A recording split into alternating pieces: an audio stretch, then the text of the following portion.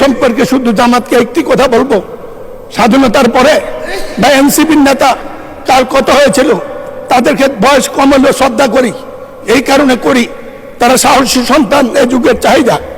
একটি কথা মনে করবেন, শ্রদ্ধা নেতৃবৃন্দ, স্বাধীনতার পরে একটু মেধাবী শ্রেণী এসেছিল, তারা গঠন করেছিল জাসদ।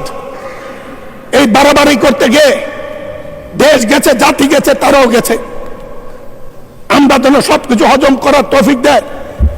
আপনাদের উদ্দেশ্যে এই কথাটি রেখে 91 সংসদে আপনাদের সাথে কাজ করেছিলেন দেশনেত্রী বেগম খালেদা জিয়ার নেতৃত্বে। আপনারা যখন প্রশ্ন করেন, মনে হয় এই দেশে 15 বছর 20 বছর বিএনপি ছিল না। দেশনেত্রী বেগম খালেদা জিয়া জাতি, দেশ, মানুষের বিরোধী দলের অনেক বিরোধ অপেক্ষা করে জামাতের সাথে একসাথে কাজ করার জন্য আমরা অনেকে না চাইলেও বাধ্য করেছিল। আপনাদের নেতা অধ্যাপক, আমাদের নেতা মাওলানা গোলাম সাবান মরহুম, আমি বলতে চাই, তিনি এই সংসদে একটি কথা বলেছিলেন, যার জন্য সিন্নি খাইলা মোল্লা চিনল না।